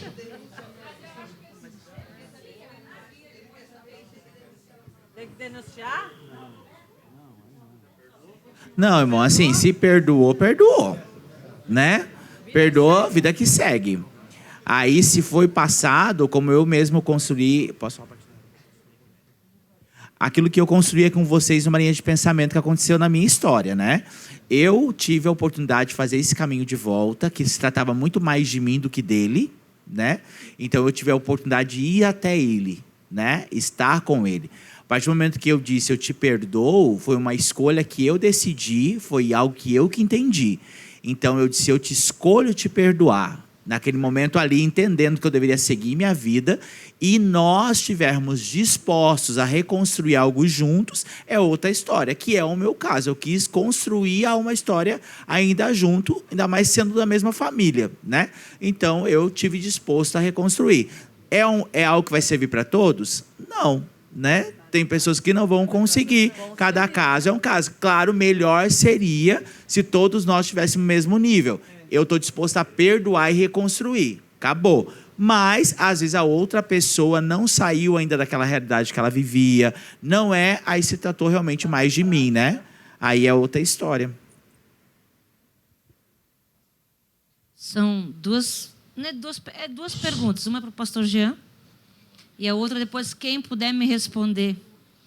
Primeira, pastor, quando nós mudamos de prédio, nós alugamos, nós estávamos, daí os documentos foram para o advogado, né, para a gente assinar. E nesse período, as pessoas começaram a falar assim, pastora, aquele prédio já tem muita fama de falência, enfim, tudo coisa ruim aconteceram com todos os antigos locatários daquele prédio. Nós oramos, falamos com a diretoria da igreja, inclusive a pastora que está aqui conosco também estava junto. Deus trouxe uma clareza para nós, que quando nós assinássemos o contrato, nós íamos fazer uma oferta de remissão e de perdão, porque inclusive uma igreja passou pelo aquele galpão e ficou em dívida. No dia que assinamos o contrato, nós pagamos o aluguel antecipado e a gente levou R$500, se eu não me engano, em valor para ela. Ela não entendeu, porque ela não era cristã. A gente explicou algo assim, que legal. Ficou até emocionada, pegou o dinheiro. A minha pergunta é, e com aquele dinheiro, no outro dia, ela ajudou uma família, sendo que ela não sabe sobre a plataforma Mevan, como é que funciona. Ela ajudou uma família carente comprando comida, roupa, e doou para essas famílias. Só que o ponto é, nós teríamos que dar para um sacerdote ou era para o dono do imóvel? Foi correto isso? Porque na pandemia, com a igreja fechada, nós pagamos o aluguel antecipado depois disso. Eu vejo que tem que analisar. Houve quebra de princípio? Porque a irmã está falando assim, aconteceu, o povo não prospera, não vai. Mas qual foi a quebra de princípio? Precisa analisar isso. Qual foi a quebra de princípio? Porque onde tem a quebra, onde quebrou o princípio, então é nesse local que faz a remissão. Deixa eu entender. Porque todas as pessoas que alugaram faliram. Não foram vocês que quebraram o princípio. Não. Então, se vocês tiveram uma direção, foi Deus que guiou vocês. Pro local, então, vocês obedecem a Deus. Para a gente... Ai, fugiu a palavra agora. Legalidade naquele local de falência. Territorial, entende? Territorial, a gente pensou. Foi um direcionamento que Deus deu para vocês. Tá, mas é correto entregar para a proprietária do local. Pedir? Foi. Porque você estava falando sobre uma remissão, a gente falou sobre o sacerdote. Se fosse de vocês, ou se fosse alguém que vocês tivessem feito, seria diferente. Entendi. Mas é um estranho. Vocês entraram como remidores. Né? Sim, naquele local, porque todos até... E ela deixou bem claro, um pastor entrou aqui e ficou me devendo. Então pronto, foi uma remissão sua. Isso aí, sim, ok. A segunda pergunta, não sei quem vai poder me responder, vou ser bem breve. Mas assim... Teve uma pessoa que fez uma das escolas, ela procurou uma pastora nossa, que ela era casada há 30 e poucos anos com uma pessoa, e ela descobriu que essa pessoa era um assassino de aluguel. Ela já tinha filhos com essa pessoa. Só que ela casada não é, eu agora não vou me recordar. Ela era demasiada... casada. Só que esse documento desse marido era de uma pessoa que ele tinha assassinado. E ele não renovava a carteira de motorista, ele não podia dirigir, ele não podia renovar a identidade. E só que ele não queria frequentar uma igreja grande, ou uma igreja que trabalhava com princípios, com libertação, e ele prefere ficar numa igreja pequena. E eles vivem uma vida miserável. Só que os filhos não sabem que o pai era um assassino e que nem o nome do pai é o nome dele. A pergunta é, porque ela não sabe o que fazer. Porque ela, na verdade, não é casada, vamos dizer, com o Mário. Era o José que era o assassino. Então, ela não é casada com ele. Ela é casada com uma outra pessoa que tem um outro nome. Lá que chuta que é laço. Já vaza porque ainda tá tempo. Mas é o pai dos filhos dela? É o pai. Só que nem os filhos sabem. Ela não sabia. Ela não sabia, né, pastora? Foi para ela que ela confessou. Ela continua casada. Olha, eu acho até muito sério a gente falar alguma coisa com base é isso, não é isso, eu acho que é isso ou é aquilo.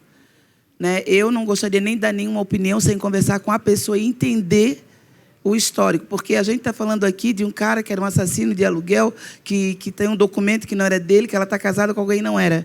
Mas qual é a parte dela em tudo isso? Como é que ela conheceu esse cara? Ela orou ao Senhor, ela buscou ao Senhor. Como que esse cara entrou na vida dela? 36 anos casada com uma pessoa... Ele já é uma pessoa de idade já. Então teria... assim, para a gente chegar aqui e soltar alguma coisa, ou falar alguma coisa, como ele falou. Gente, tem toda uma história por trás de tudo isso. Tem toda uma história. Como que aconteceu isso? Como que chegou? Sabe? Isso caiu do céu para ela? Não foi assim. Né? Onde é que ela buscou? Como que chegou isso até ela? né? Onde é que ela estava? Tem todo um contexto para ser analisado através do Espírito Santo, para tu poder dar. Porque quando a história chega para a gente olha, uau, o cara era um bandido, era isso, era aquilo. Só que, de repente, ele pode ser a vítima nessa história toda. E ela, que é inocente, pode ser quem abriu a porta para tudo isso. Então, assim, eu, particularmente, gostaria de repente, sentar com a pessoa, conhecer, orar em cima disso para poder responder uma coisa dessa. Mas porque... de início, por exemplo, estou trabalhando, peguei essa ferramenta, vou aconselhar. Ele é ainda assassino de aluguel? Não. Ele fugiu da cidade, ele se arrependeu, ele está Entendi. numa igreja. Só que a questão é, ela confessa para os filhos, ela fala para os filhos, o marido abre a vida dele, porque ele está morrendo.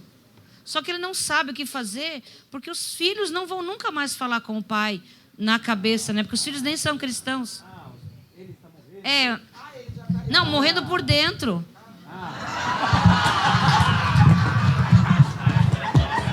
Senão nós ia orar para ele morrer.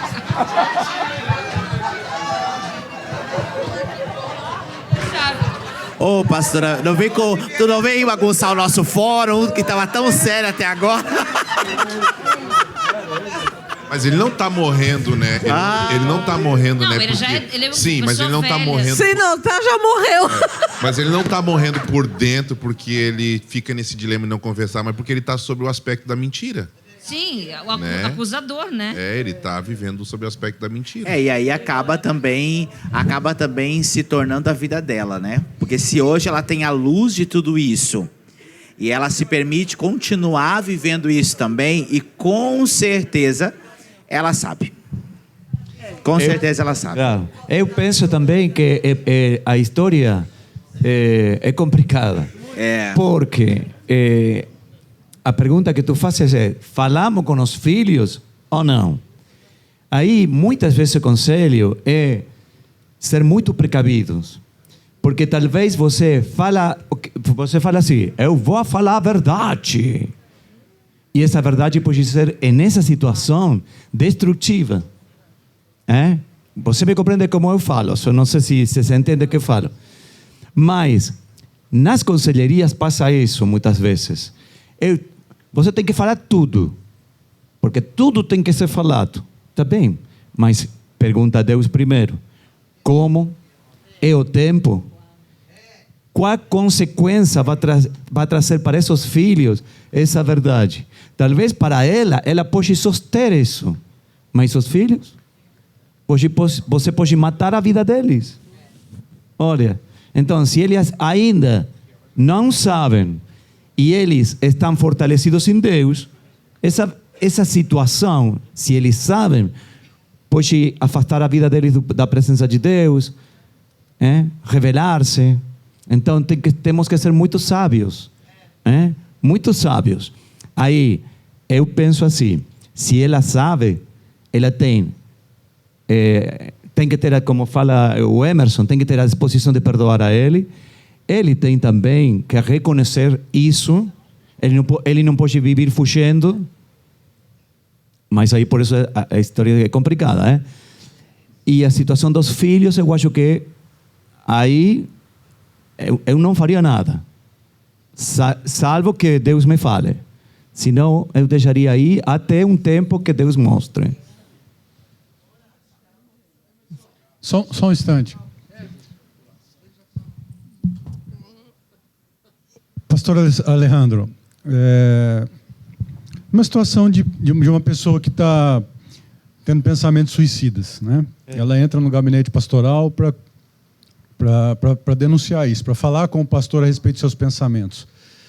Até onde a gente vai conduzir um aconselhamento, uma pessoa que está evoluindo para pensamentos suicidas, em detrimento a indicá-la para um psiquiatra, psicólogo, e entrar com um tratamento mais terapêutico? Como é que funciona essa linha? Porque eu acho que é muito tênue isso, né? Até onde a gente pode avançar nesse aconselhamento, conduzir essa pessoa, ou de fato encaminhá-la, ela, um médico, enfim, para tratar disso de forma mais aguda. Ok. Geralmente se fala que uma pessoa que fala que se vai matar, se vai quitar a vida, termina não fazendo. Todo mundo fala isso, você escuta na sociedade isso. Mas, se a pessoa falou no ambiente familiar, é um sentido de alerta. Não é uma coisa bem simples. A pessoa está falando algo que é um dor que a pessoa tem e que ela quer terminar com a sua vida. Quando a gente falou, lembram sobre os críticos negativos? Todos lembram disso? Que a gente fez o quadro? Esse crítico negativo, culpa. Essa culpa não resolta, dá um sentido de ciclo. Você todo o tempo sente culpa. Aí, a consequência disso é uma reação depressiva, que não é depressão profunda. Depois você entra em depressão. Aí, depressão é como uma agressão que vem sobre teu eu. Eu não sei, eu não sei para que eu nasci, melhor ficaria morrer. E aí vem o pensamento de morte. Entende? Mas, eu gostei quando a pastora Iraci falou, você tem que ir desandar o caminho. Como você pode ajudar a ele? Você pode ir da situação presente para trás. Aí, você porque quer quitar a sua vida. Então, qual é a sua culpa? Como foi tua situação na família? Como foi teu pai? Como foi tua mãe? Isso é conselheria pastoral, Eu faria isso se eu estaria nessa situação. Como foi tua situação familiar? Aí, você passou alguma outra coisa externa à tua família? Qual é a situação da tua alma? Qual é a situação do teu espírito? Por que você quer quitar a sua vida? E aí você tem que trabalhar. É um processo. É importante a família que é a contenção. Porque você aconselha e a pessoa vai embora. Mas a família é a contenção dessas pessoas. Por isso também, no trabalho pastoral, geralmente a gente comunica com a família. Porque os pastores fazemos uma parte, mas aí depois a pessoa foi embora. Quem contém ele? A família. Mas é um processo. Então, pensamentos de morte também tem que ver com uma situação espiritual. E aí tem que orar, e se a pessoa está disposta, você pode orar, repreender, e pois, com certeza a pessoa pode se manifestar. Posso colaborar? Em nosso caso, nós trabalhamos juntos. Ele faz a parte da conselheria pastoral psicológica e eu trabalho na libertação. Então, o que a pastora Esther falou, muitas vezes que a gente está trabalhando com a pessoa, eu recebo que não é demônios, que a pessoa tem um trauma, pode passar por abuso, crítico negativo. Então, eu falo, o Alejandro, essa é a sua parte. E eu delego para ele e falar com o Alejandro. Mas muitas vezes, o Alejandro vai fazer toda aquela rotina de descobrir a raiz. E ele fala, a raiz, de repente, é a rejeição, o abuso, o maltrato físico, no caso, às vezes, das mulheres. Então, ele fala, até aqui eu cheguei, mas seria bom passar para a libertação. E, às vezes, até juntos, cada um vai fazendo a sua parte. Porque, na verdade, quem tem um problema com intento de suicídio, é como ele fala, é uma agressão à sua própria pessoa. Então, qual é a raiz de onde? Qual foi o momento, a situação que foi o gatilho que disparou esse desejo dele morrer? Então, pode vir por revelação do Espírito Santo, pelos dons do Espírito Santo, por uma palavra que o Senhor trouxe. Nós tivemos, faz pouco, uma adolescente, tem uns 19 anos, aí trataram, tem problema familiar, o pai o alcoólatra, muita dificuldade, muita pobreza na família, a igreja ajuda, mas Deus marcou que um dia ele iria se suicidar. E, sem saber, ele não falou, mas Deus mostrou. Então, aí entra no profético. A gente enviou uns rapazes para ministrar, porque era quase na madrugada, e o pai falou, entrou no banheiro e fez um monte, e ele não saiu. Aí os meninos foram e jogaram para fora a porta, e ele já tinha se cortado a veia. Só que chegaram na hora que salvaram a vida dele. Então, aí nós entramos com a libertação. Mas ele não falava, ele era um gordinho. E aí Deus falou que o bullying que ele a vida toda recebeu. Agora ele tinha 18 anos, queria namorar, não acha namorada, que ele não conseguiu trabalho, porque lá na Argentina é bastante difícil, se não tem os parâmetros físicos, você conseguir trabalho. Então, o que se fez? Fizemos libertação, nosso filho também é psicólogo, está tratando ele, mas também ele foi com uma casa que acolheu um pouco ele e está ajudando a fazer dieta. Ele emagreceu 12 quilos, não? Ele emagreceu 12 quilos, deu um trabalho para ele. Então, um caso de suicídio, para mim, tem que movimentar várias áreas. Primeiramente, a família, depois os pastores que vão dar aquele seguimento, os libertadores, se fosse naquele caso, e tem alguém de contenção, porque às vezes, se o problema com a dificuldade é com a família também não está preparada para tratar. Então, às vezes, vai ter que ter algum apoio que a gente pode dar para eles.